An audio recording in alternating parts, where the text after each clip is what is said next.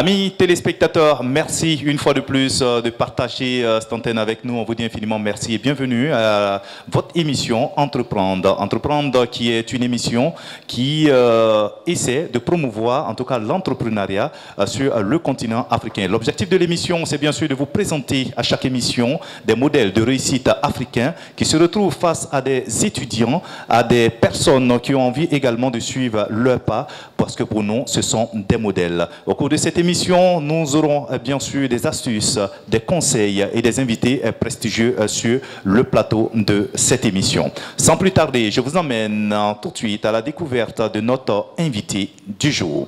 Rien ne prédestinait Abou Simbel Ouattara à un bel avenir dans le domaine de l'aviculture. Son amour pour l'élevage eut fini par avoir raison sur sa vie professionnelle dans les bureaux feutrés. Être aviculteur n'est pas le résultat d'un échec professionnel, comme il aime le dire, mais une résultante d'une passion qui domine toutes les opportunités. Promis à un bel avenir au poste de directeur régional au sein de l'ex-Office national des céréales, OFNACER, au Burkina Faso, il y renonce pour se lancer dans l'aviculture. C'est le début d'un beau parcours dans le domaine entrepreneurial, surtout dans l'élevage moderne des poules pondeuses. Élever des poules et en faire une activité en plein temps était un défi pour lui. Il débute alors avec 500 poules pondeuses. Animé de courage, de détermination et de passion, son entreprise prospère au fil des années. Fils de paysan et passionné du milieu rural, comme il aime le dire fièrement aujourd'hui, son entreprise a une capacité de production de 150 000 à 180 000 œufs par jour sur un cheptel d'environ 200 000 pondeuses. Abou Simbel Ouattara, PDG de Moablaou SA, la plus grande société avicole au Burkina Faso.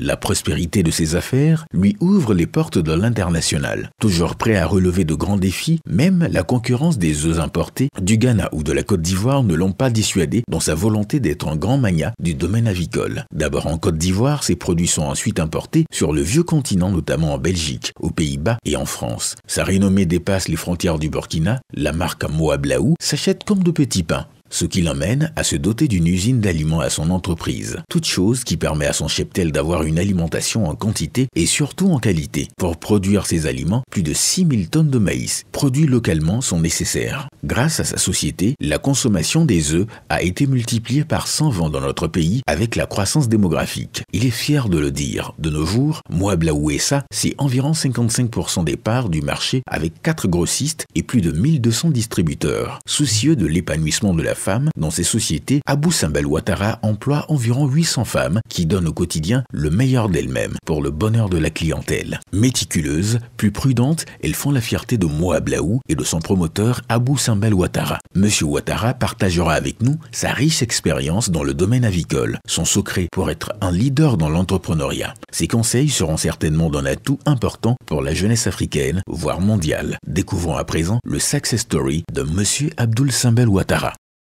Merci infiniment d'être avec nous, amis téléspectateurs. Accueillons à présent notre invité du jour, M. Abou Simbel Ouattara. Il est l'administrateur général de Moablaou SA.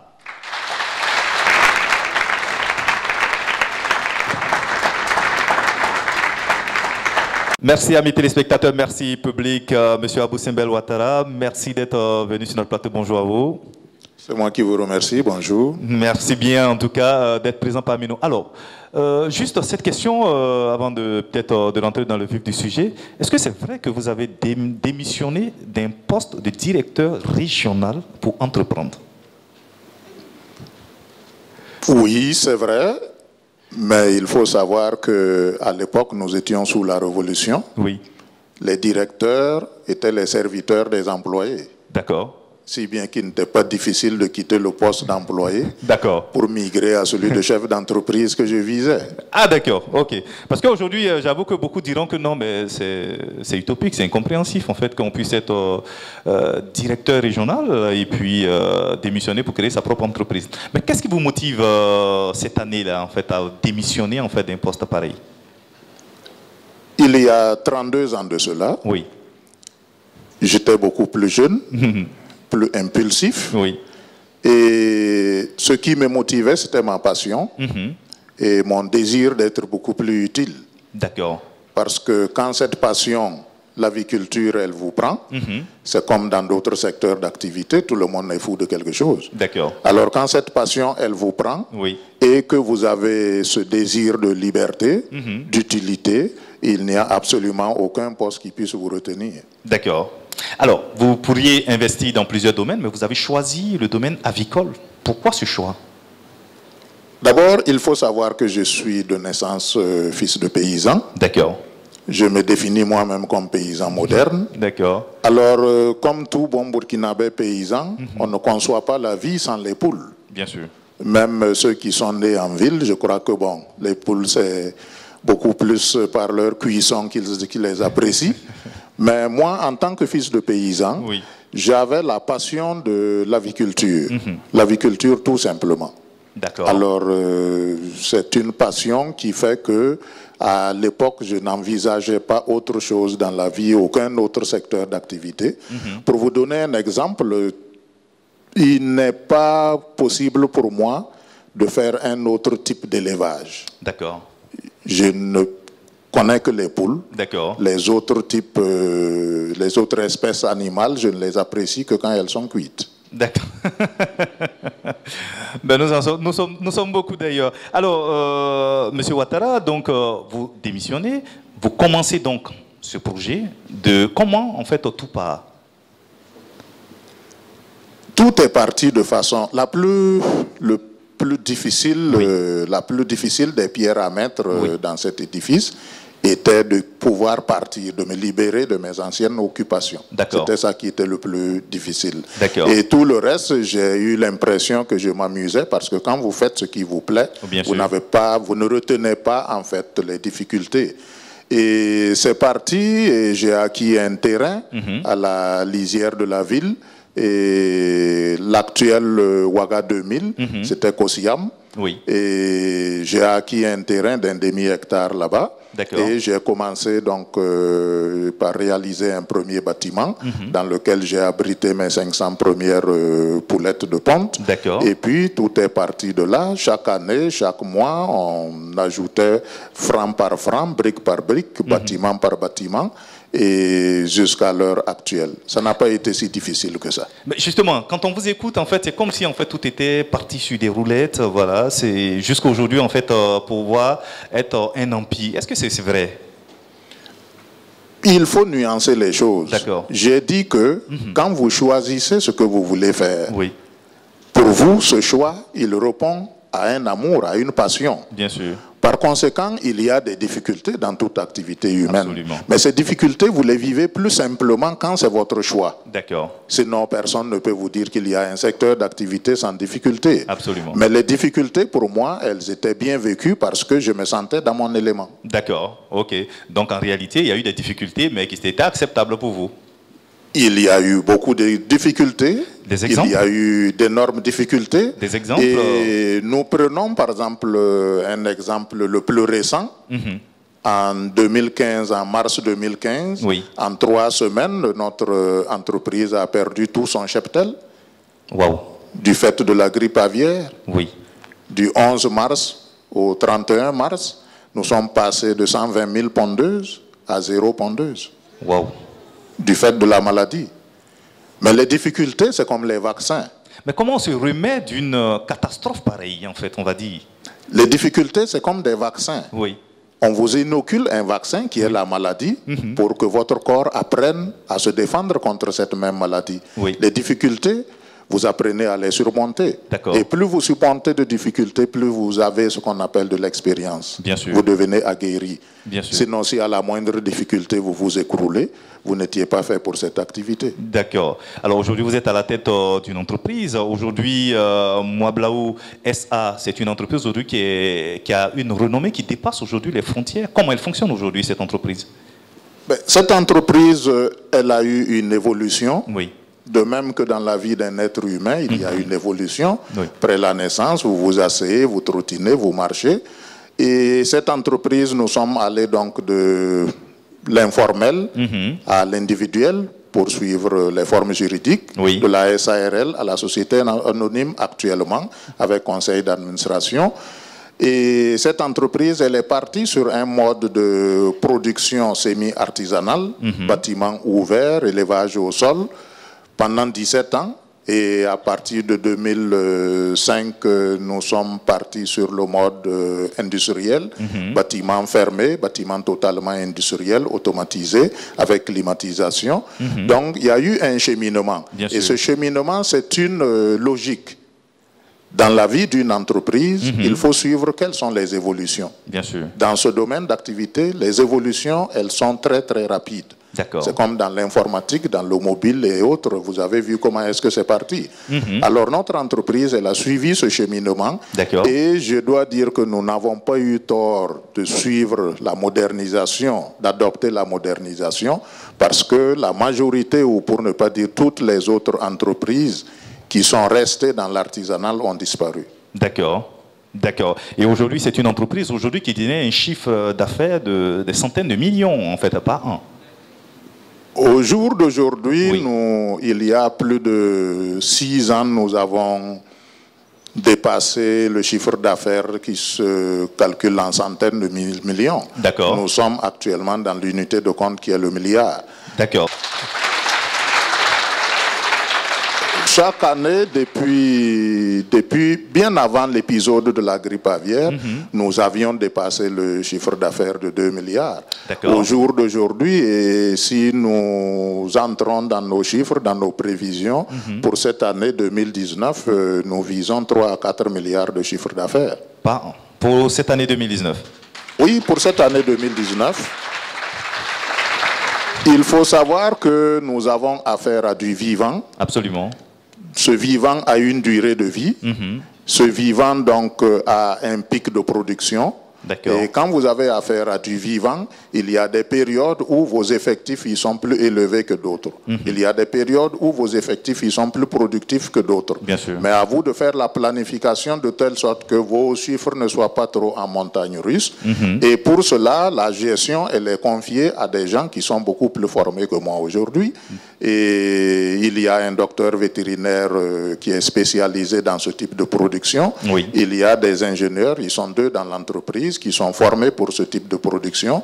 Et la gestion, au niveau de la gestion de l'administration, l'entreprise a un DAF, l'entreprise a un DRH, un directeur commercial, ainsi de suite. C'est des gens qui ont eu une formation plus poussée que la mienne. Si bien que pour pouvoir canaliser toute cette extension, toute cette augmentation de la production, il a fallu mettre les ressources humaines qu'il faut à la place qu'il fallait. Absolument. Notre invité aujourd'hui, c'est M. Abou Simbel Ouattara. Je rappelle qu'il est PDG de Moablaou SA. Il est notre invité aujourd'hui. Nous partageons donc cette émission avec lui. Monsieur Ouattara, vous restez avec nous. Des jeunes sont avec nous. Ils ont soif de vous poser beaucoup de questions puisqu'aujourd'hui vous êtes un modèle pour eux. Et voici donc notre prochaine rubrique, questions d'entrepreneuriat.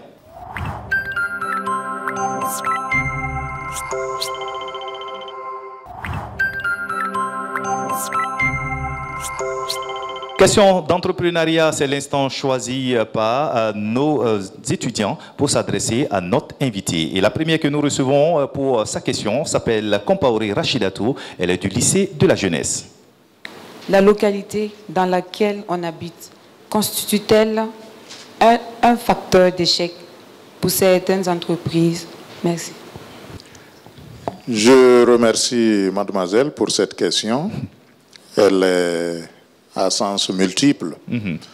La localité où on habite, et je pense plutôt que c'est le secteur d'activité qui ne peut pas se mener dans toutes les régions. D'accord. Je prends l'exemple sur mon secteur d'activité.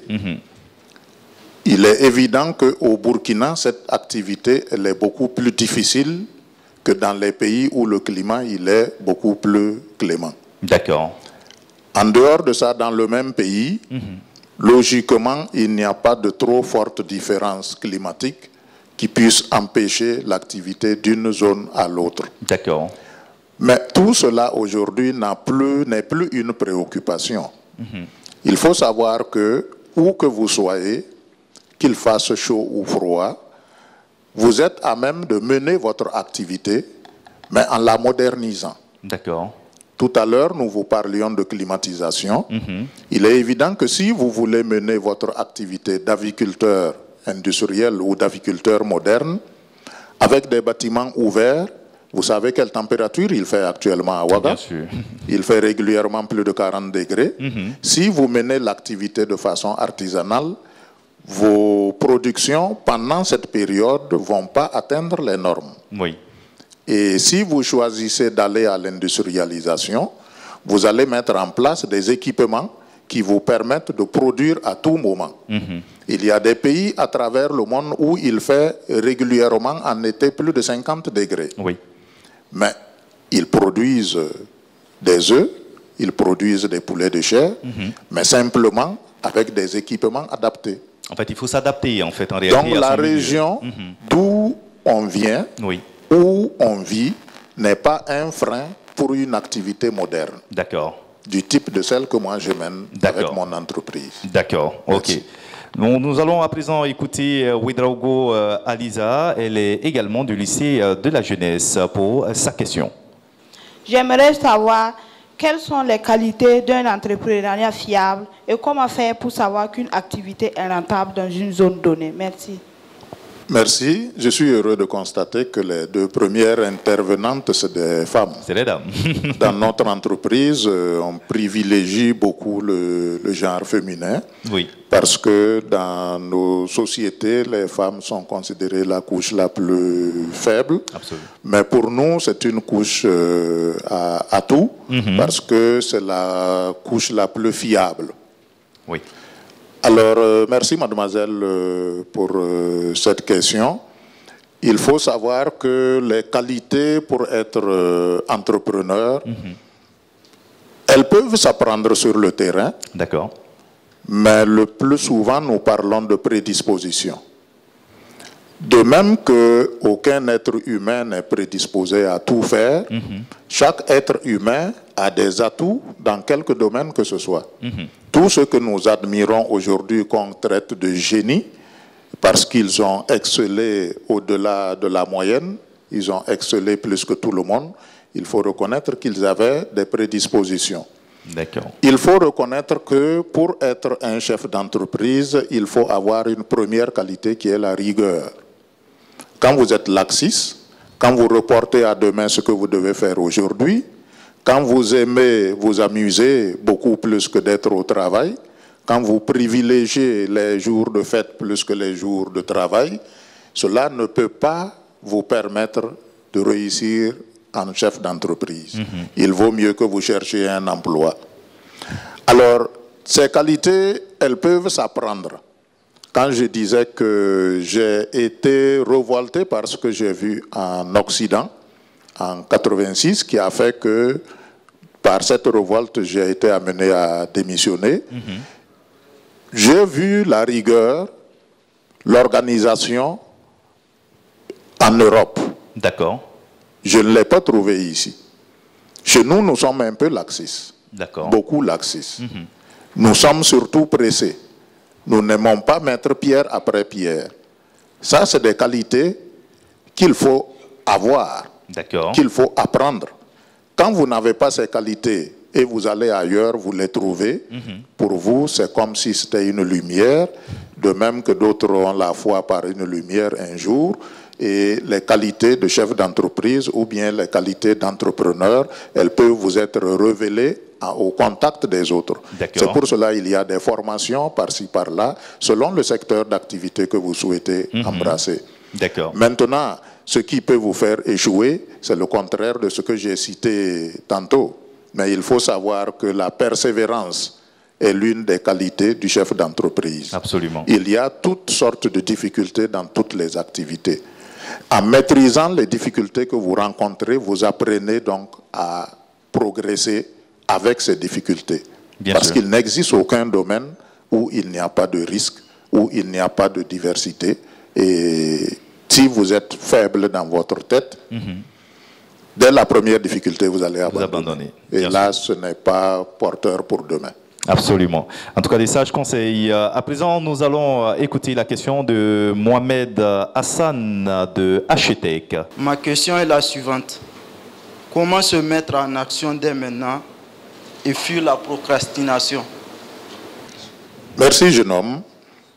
En fait, c'est notre principal défaut. Remettre toujours à demain, oui, ce qu'on doit faire aujourd'hui. Je vous prends l'exemple de l'activité dans laquelle j'évolue. Il y a ce qu'on appelle un programme de prophylaxie.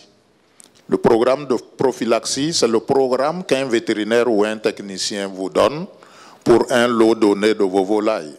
Cela comprend les traitements, que ce soit des antibiotiques, que ce soit des vitamines. Cela comprend surtout des vaccinations. Et ce sont les vaccinations qui vont vous prévenir, qui vont vous prémunir des maladies et du virus sauvage en quelque sorte. Si le vétérinaire, il vous dit à l'âge de 21 jours, il vous faut vacciner contre telle maladie, supposons la Newcastle, on l'appelle communément la peste. Il y a une étude scientifique qui a abouti à cette recommandation. Si vous, le jour 21, vous avez le mariage de votre sœur ou de votre ami, et vous dites, ah, le mariage, c'est un grand jour pour eux, je vais reporter la vaccination à demain, il est évident que vous avez sémé les germes de l'échec. Parce que la rigueur, cela veut dire que l'activité qui vous sert de socle pour votre vie, elle doit être privilégiée par rapport à tout. Au jour d'aujourd'hui, moi, quel que soit ce qui m'arrive, les employés à l'entreprise, ils continuent à travailler. Parce que vous ne pouvez pas expliquer aux poules que le chef, le PDG, il est tombé malade, ou il a voyagé, ou il y a... Non, c'est-à-dire que les explications n'ont pas cours en aviculture moderne. Il y a beaucoup d'activités de la sorte où il ne faut jamais remettre à demain ce qu'on doit faire aujourd'hui. Ce n'est pas ce qu'on peut faire aujourd'hui, ce qu'on doit faire aujourd'hui, parce que c'est dans le sens des obligations. Et plus vous respectez vos obligations, votre chance de réussir dans n'importe quelle activité, elle augmente. En tout cas, de sages conseils. Hein. Nous allons à présent écouter Kambou Nyouville de l'Université de Ouagadougou pour la prochaine question.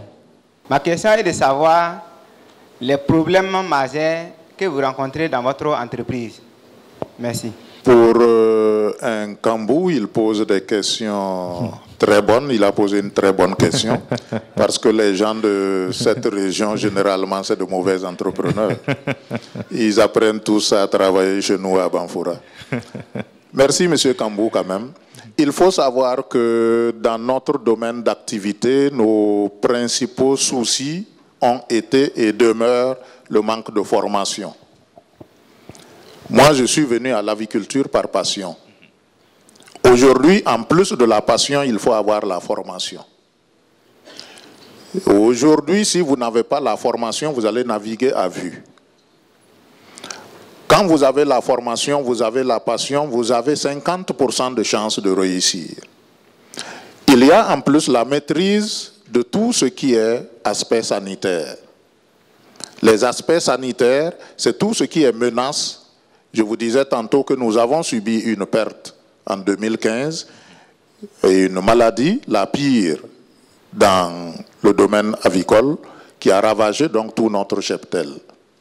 Il faut savoir qu'il y a des méthodes pour réduire les infections dans les élevages.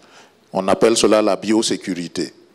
Quand vous avez fini de mettre en place la biosécurité, quand vous avez fini de mettre en place la rigueur par un programme de prophylaxie, il y a que, selon les tensions que vous souhaitez impulser, votre ambition que vous souhaitez impulser à votre entreprise, vous allez devoir faire appel à des financements. Et pour le moment, ils sont un peu difficiles à avoir. Quand vous commencez, vous n'êtes pas crédible, personne ne vous connaît. On ne vous connaît que sur le terrain à partir de ce que vous allez faire. Si ce que vous allez faire est crédible, les banquiers appellent ça bancable. Oui. Si ce que vous allez faire est crédible, vous allez voir que les banques courent après vous. Au jour d'aujourd'hui, à notre niveau, si nous voulons un emprunt de 50, de 100 millions, voire 200 millions, en toute logique, si la banque analyse selon les critères de la bancabilité des dossiers, il est évident que nous allons avoir notre financement. Mais quelqu'un qui commence, que personne ne connaît, il faut qu'il fasse comme l'avait recommandé notre ami de Côte d'Ivoire, qu'il fasse par ses propres moyens ou qu'il aille, qu'il pose pierre par pierre. Il ne faut pas vouloir poser bloc par bloc, parce que là, ce n'est plus à la limite, à la hauteur de vos moyens. Vous allez vouloir aller au-dessus de vos moyens et logiquement, personne ne vous accompagnera. Donc, il faut la formation, il faut la rigueur. La passion, c'est accessoire. On ne peut pas tout aimer avant de réussir dedans. Mais on peut apprendre à aimer. C'est ce qui fera que vous allez aller chaque fois au boulot, même quand vous êtes fatigué. Il y a, en plus donc, des financements qu'il faut rechercher, il faut avoir le sens de la bonne gestion. Gérer l'entreprise en bon père de famille, c'est un terme qui est technique. En bon père de famille, ne pas privilégier vos fantasmes par rapport aux besoins de l'entreprise. Ok? C'est ce que je pouvais dire aux jeunes Kambou. On va à présent écouter la prochaine question, celle de Compaoré Salifou de l'Université de Ouagadougou. J'aimerais savoir, aujourd'hui, nous sommes à l'école, nous avons envie d'entreprendre. Puisqu'on sait que là où il y a l'argent, c'est l'argent sur qui peut motiver les jeunes d'aujourd'hui. Maintenant, on sait qu'on veut entreprendre. Maintenant, on a peur. On a peur du risque. Puisque se lever, tu as 100 000, c'est comme mettre ton argent en jeu. On a peur de ce risque-là. Donc, j'aimerais savoir, est-ce qu'on peut concilier les deux? On peut suivre les cours et entreprendre en même temps. Il est évident que entreprendre est un risque. C'est une évidence. Tout le monde ne réussirait pas dedans. Tout le monde n'entreprendrait pas. Voyager, c'est un risque. Toute activité nouvelle dans le quotidien de quelqu'un, c'est un risque. Mais ce qui fait qu'on accepte ce risque, c'est la projection du futur. Qu'est-ce que je vise? Qu'est-ce que je veux être demain? Surtout en regardant qu'est-ce que je suis aujourd'hui. Moi, quand j'ai franchi le pas, en refusant de rester fonctionnaire, je connaissais mon statut de fonctionnaire. Qu'est-ce que je gagnais? Qu'est-ce que ça me permettait de faire? Mais j'étais beaucoup plus ambitieux. J'ai accepté le risque. Dans ma tête, le mot risque n'existait pas.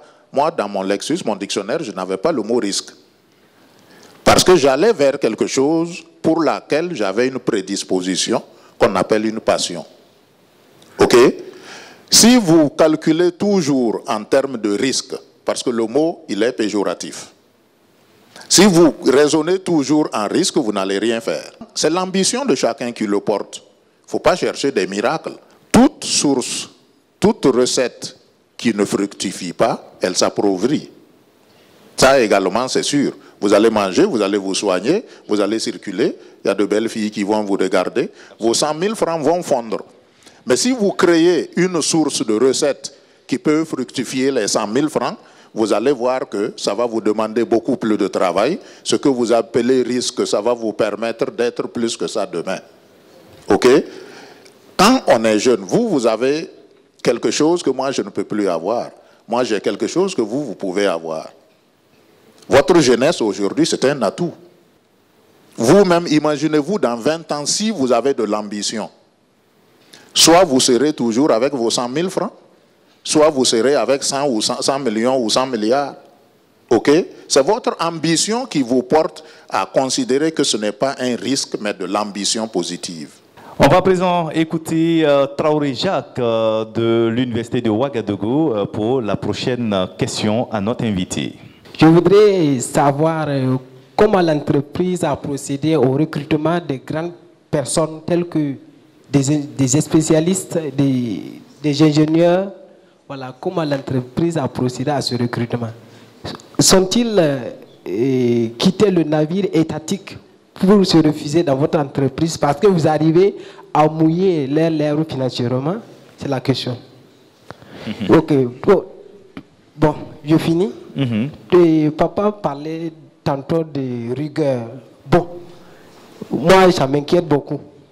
Je voulais savoir dans quelles conditions vos employés sont vraiment administrés. Il est probable qu'ils soient syndicalistes, beaucoup plus que chefs d'entreprise. Mais tout cela, je dis que c'est l'ambition de chacun qui le porte. Comment est-ce que l'entreprise a recruté ses cadres supérieurs? Je vous ai dit que l'entreprise, au niveau du complexe avicole, elle est managée par un vétérinaire spécialiste, quelqu'un qui a beaucoup d'expérience sans être vieux, il a moins de 40 ans. Alors, c'est sur avis d'appel. Ce ne sont pas des gens qui courent les rues. C'est-à-dire, ce n'est pas un poste pour lequel vous allez voir 10 personnes qui s'alignent. Plus vous êtes spécialisé, plus vous êtes demandé. Chez nous, au Burkina, il n'y a pas de spécialiste en aviculture moderne ou industrielle. Donc, c'est quelqu'un, c'est un expatrié. On a employé de 2012 à 2016 un expatrié breton, français. On a employé pendant les 2 années qui ont suivi un expatrié béninois. Aujourd'hui, depuis fin d'année 2018, on emploie un expatrié guinéen qui est vétérinaire spécialiste en aviculture moderne. C'est à travers les relations qu'on s'est coopté. En fait, c'est des gens qu'on débauche parce qu'ils ne sont jamais au chômage. Par rapport aux ingénieurs, eux, ils ont été recrutés sur place ici. Le premier, il a été formé par nous-mêmes. Il a été formé à Bamako par nous-mêmes parce que nous avions le besoin. Ceux qui sont ingénieurs ont raisonné, comme vous l'avez dit tantôt, fonction publique. Fonctionnaire dans un bureau climatisé de préférence, avec une secrétaire, mais pas pour être sur le terrain. Nous avons réfléchi à former nous-mêmes quelqu'un à l'ingénierat, de telle sorte que cette personne soit fidélisée à l'entreprise. Le deuxième a entendu parler de l'entreprise.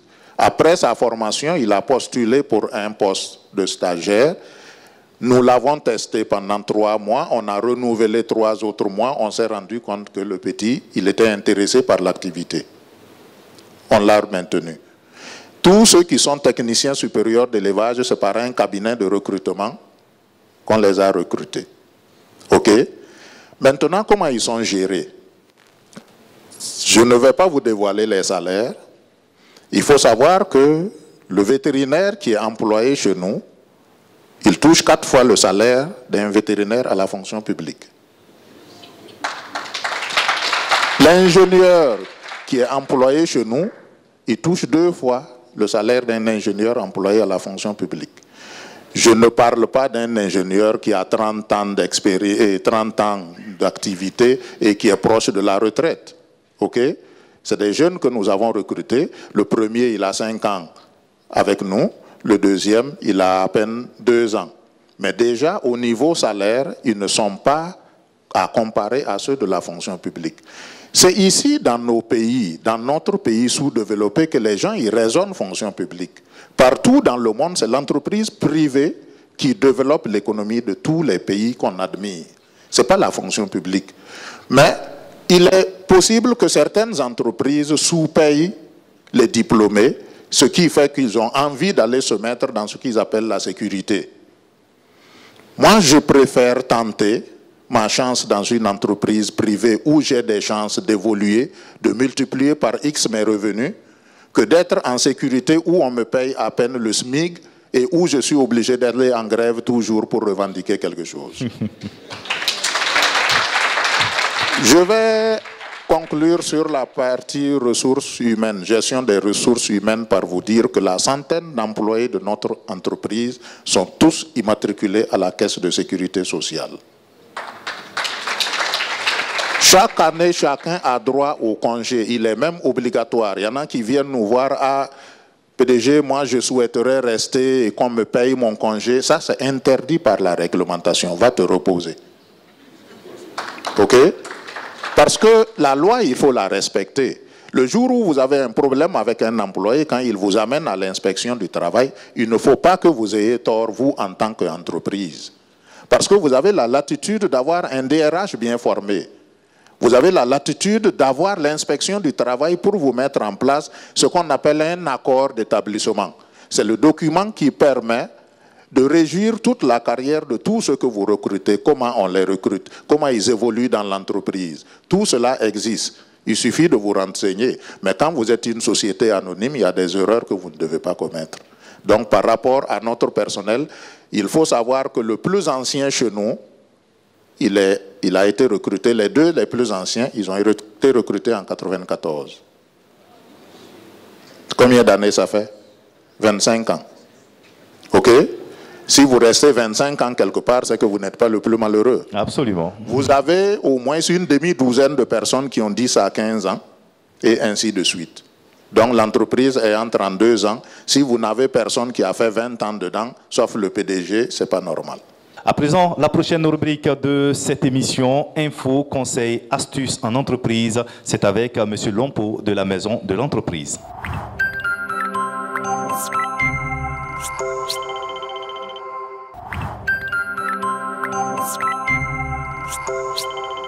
Très souvent, on rencontre des porteurs de projets qui disent qu'il leur manque essentiellement le financement pour démarrer leurs activités.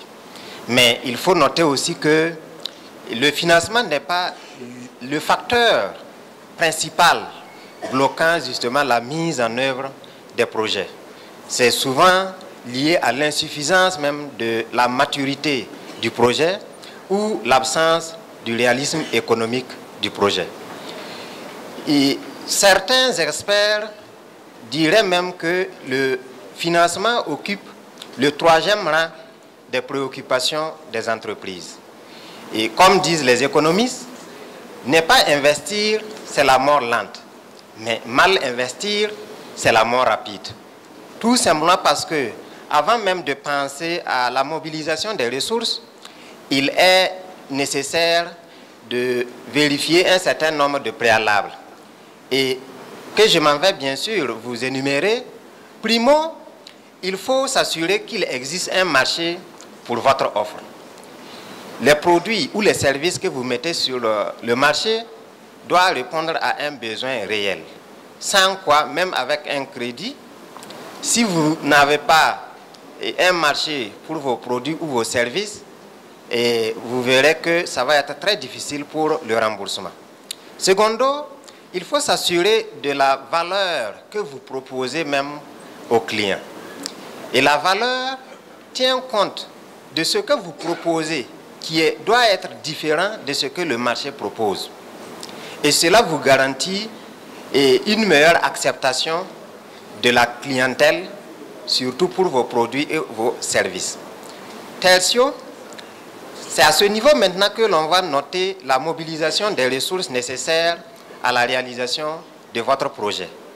Et pour dire que c'est à ce niveau également que la recherche de financement s'avère nécessaire. Mais il faut savoir différencier les différentes sources de financement. Parce que à tous les niveaux, aux différents stades de développement de votre projet, il est nécessaire de trouver les sources de financement qui vont avec. Et il y a plusieurs sources de financement, telles que l'apport personnel, le soutien des parents, et l'apport même des associés, des subventions à travers des concours que vous aurez même postulés, et il y a enfin l'apport auprès et les emprunts auprès des structures de financement. Mais il faut savoir que, comme je le dis tantôt, à chaque stade de développement ou de mise en œuvre de votre projet, il y a des financements qui s'adaptent. Par exemple, pour un projet au stade de lancement, il est très difficile, par exemple, de pouvoir mobiliser des fonds et des prêts au niveau des banques, parce que très souvent, on a besoin d'avoir une meilleure visibilité, de savoir que votre projet ou la mayonnaise a déjà pris à ce niveau. Donc, pour ce genre de projet, il faut compter sur les fonds propres, il faut compter sur le soutien des parents éventuels, il faut compter aussi sur l'éventuelle possibilité de s'associer, parce que même si vous avez en vous seul les compétences techniques pour réussir la mise en œuvre, et il peut vous manquer des ressources que des associés peuvent vous apporter. Et là, ça ne fait que vous donner plus de ressources pour la mise en œuvre de votre projet. Il ne faut pas fermer toutes les possibilités parce que très souvent nous avons besoin plus d'assistance. Et il faut noter que l'assistance c'est bien, mais si vous ne voulez pas être déçu dans la mise en œuvre de votre projet, il faut réduire au maximum vos attentes vis-à-vis des gens. Il faut oser, valoriser, présenter les mérites de votre projet pour attirer l'attention, non seulement des parents, il y en a même, pour arriver à convaincre les parents même que votre projet est bien, c'est souvent difficile.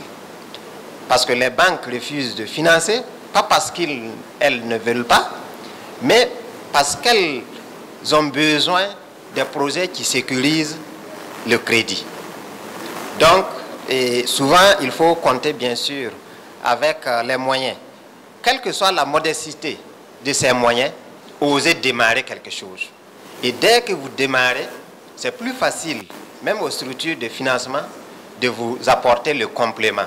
Parce que vous aurez testé le marché, les gens auraient adopté vos produits. Et à ce niveau, les fonds de développement paraissent plus simples à mobiliser. Et quand vous demandez aux grandes entreprises, ils vous diront, le problème, ce n'est pas le financement, mais le vrai problème de l'entrepreneur, c'est d'abord et avant tout le marché. Merci donc à M. Lonfo de la Maison de l'Entreprise pour la rubrique Info Conseil Astuces en entreprise. À présent, c'est l'heure d'écouter, de voir un jeune, bien sûr, venir à cette émission, à cette tribune, défendre son projet, son business plan. Et vous l'aurez compris, c'est la rubrique Business Plan. Et pour le rendez-vous de cette émission, nous recevons Bombiri Emmanuel.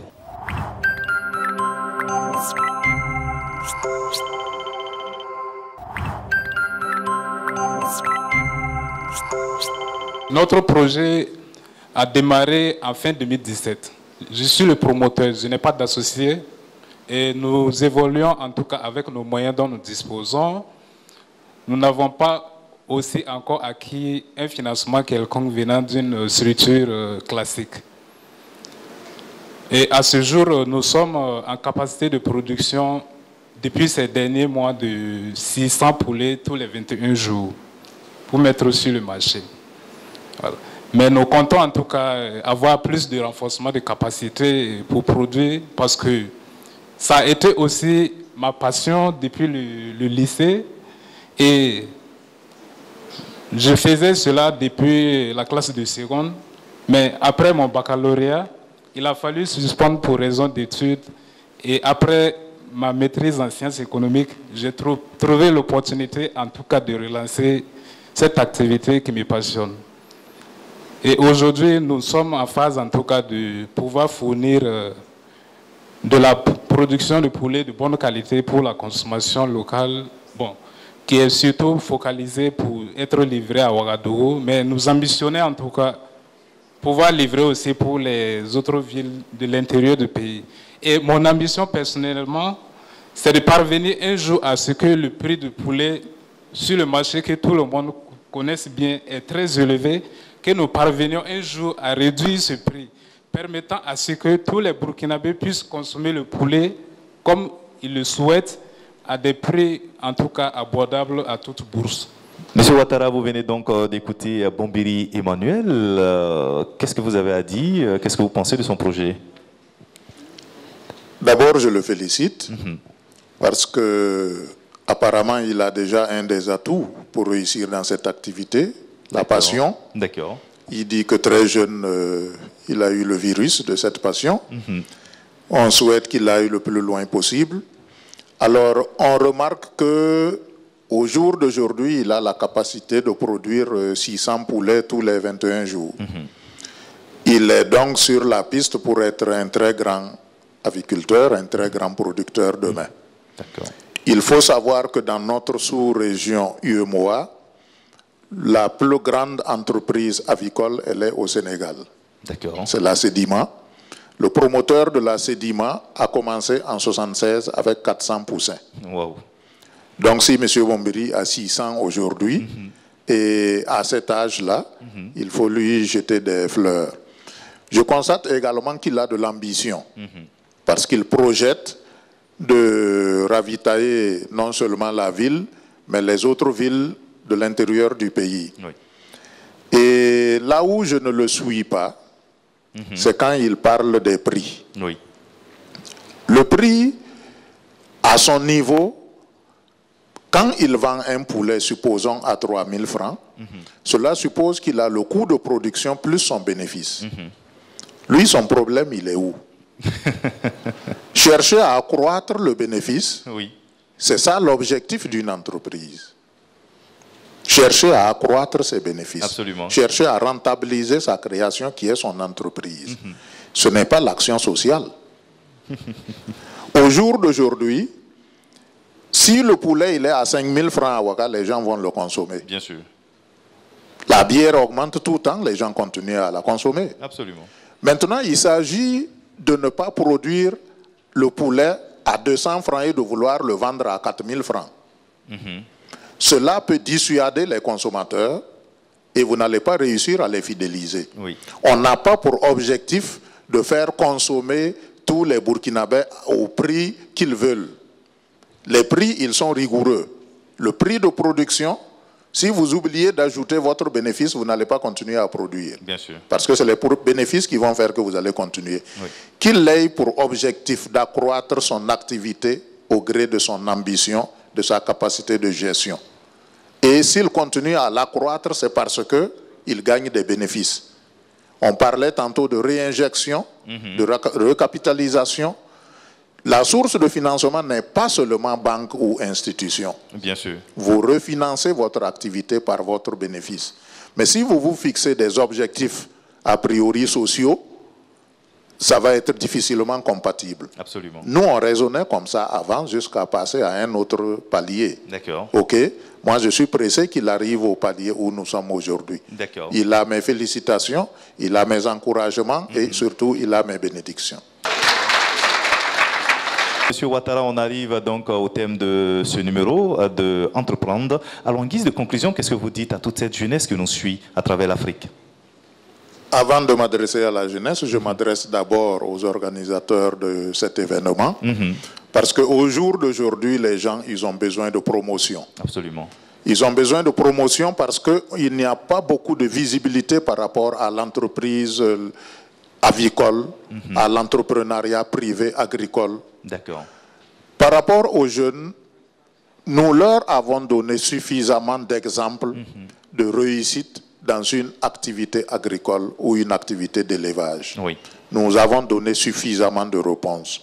Au jour d'aujourd'hui, dans le subconscient de la majorité de nos parents, dans le subconscient de la majorité des jeunes, aller à certains métiers, à certaines activités, est affilié à de l'échec. Je reçois des gens chez moi qui viennent me voir. Monsieur Ouattara, je souhaiterais vous amener mon fils. Il vient d'échouer au BPC. Il ne sait rien faire. Il ne veut rien faire. Vraiment, je souhaiterais vous le confier. En ce moment, ça me froisse, ça me peine. Absolument. C'est comme si l'aviculture était un centre de redressement. Oui. Tous ceux qui ont envie de faire de l'aviculture moderne ou de l'aviculture traditionnelle de façon moderne, il faut qu'ils soient intéressés par cela. Les mêmes étudiants de Ouagadougou ici, ils savent que pendant les années de révolution, on avait envoyé au Sourou des étudiants qui étaient censés produire par de l'agriculture. On avait mis à leur disposition des tracteurs, des outils modernes. Ils ont tous échoué. Ils n'avaient pas la passion. Ils ne souhaitaient pas aller dans ça. Bien sûr. On les a envoyés dans ça, ils ont quitté dans ça. Ça a été un échec national. Il faut encourager celui qui a une prédisposition dans une direction précise. D'accord. Au jour d'aujourd'hui, les jeunes n'ont qu'à savoir que la personne dont je parle, qui est au Sénégal, c'est quelqu'un qui a toutes les richesses du monde dont il a besoin, dont il n'a même pas besoin. Au jour d'aujourd'hui, au Burkina, nous sommes également un exemple. Nous pensions être arrivés, comme on le dit, parce qu'on avait le statut de salarié de l'État. Oui. Mais l'ambition personnelle, le besoin, le désir d'utilité nous a poussés dans une autre direction. Et avec l'aide de Dieu, aujourd'hui, on nous qualifie de réussite. C'est une activité de terre, bien sûr, de paysans. nous sommes tous au Burkina de souche paysanne. Si on remonte à tous nos parents, ils sont de souche paysanne. Absolument. Repartir à la terre, mais par des moyens modernes, ça doit être un sacerdoce pour tout le monde. Bien sûr. Parce qu'il faut savoir qu'au Burkina, nous avons faim. Oui. Au Burkina, nous ne mangeons pas tous à notre faim. Et même ceux qui mangent à leur faim, ils n'ont pas la source de protéines qu'il faut. L'œuf ou le poulet, c'est les sources de protéines les plus faciles à produire et c'est les sources de protéines les plus complètes. Bien sûr. Je souhaite que tous les jeunes sachent que tout le monde ne peut pas aller à l'aviculture moderne, mais tout le monde peut avoir de l'ambition. Si tu as de l'ambition pour être un salarié, il faut que tu sois un bon salarié. Bien sûr. Mais si tu as de l'ambition pour aller dans le sens de l'entreprise, il faut être un entrepreneur modèle. Il ne faut pas être pressé, il faut être rigoureux, il faut être patient et rigoureux, de telle sorte que la formation que tu vas acquérir, elle puisse te pousser le plus loin possible. Les feux de paille, ils sont plus nombreux que les feux qui durent dans les foyers. Merci infiniment, M. Ouattara. Et sur ces sages conseils, qu'on vous dit infiniment merci, amis téléspectateurs, d'avoir été des nôtres. C'est avec un réel plaisir qu'on vous retrouvera très prochainement pour un autre numéro de votre émission Entreprendre. À bientôt.